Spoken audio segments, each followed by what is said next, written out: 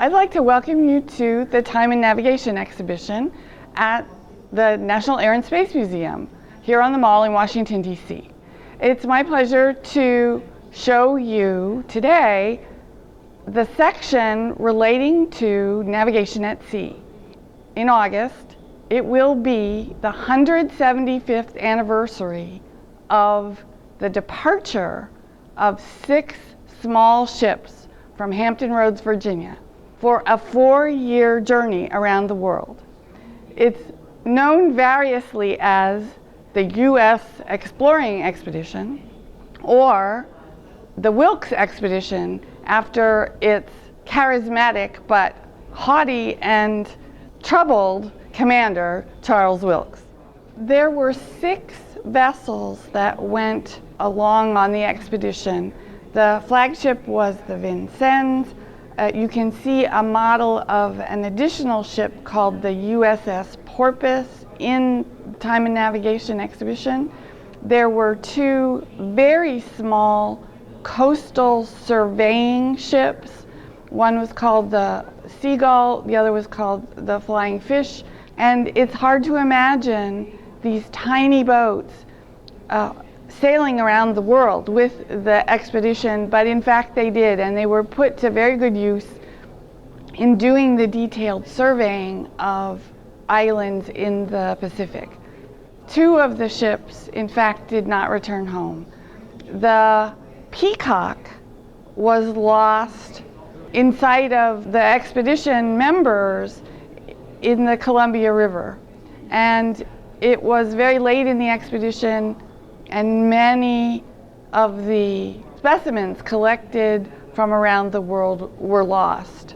The expedition was a naval operation, so there were approximately 300 some naval officers and men.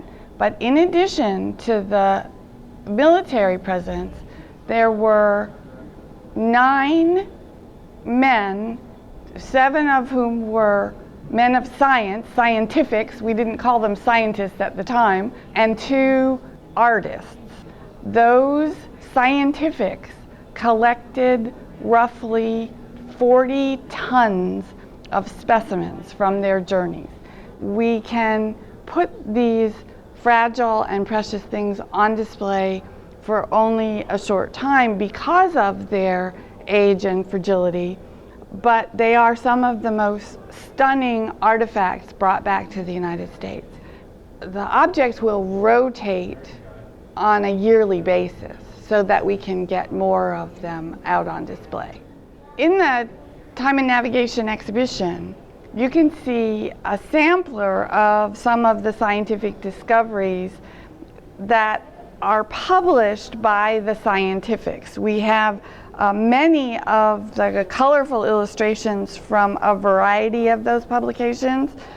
You can see some of the crustaceans, mammals, incredible birds, reptiles, and so on.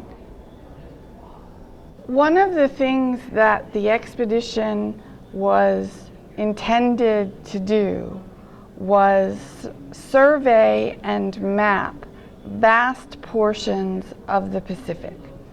In fact, the expedition did that, and did that with the aid of some of the finest instruments then available. We actually don't have any of the surviving instruments. What you can see in the exhibition is an array of marine timekeepers by the same manufacturers with serial numbers very close to what Wilkes took with him. Wilkes was the person in charge of the details of scientific observations for surveying, for meteorology, for astronomy, and all of the aspects of making sure the records were adequate and accurate. This map indicates better than anything the incredible amount of ocean that the expedition covered. The Wilkes expedition made maps of a very large part of the Pacific, the northwest coast of the United States and confirming the existence of Antarctica as a continent. There was some sense that Antarctica existed, but the belief was, before this confirmation, that it was a set of islands or a set of icebergs. And the Wilkes expedition, Wilkes himself in charge, was able to map a coast extent of about 1,500 miles. We invite you to visit the Time and Navigation exhibition, where you can see many of the objects from the Wilkes expedition. You can learn about the role of the United States as a maritime power. Come spend some time with us and have a look.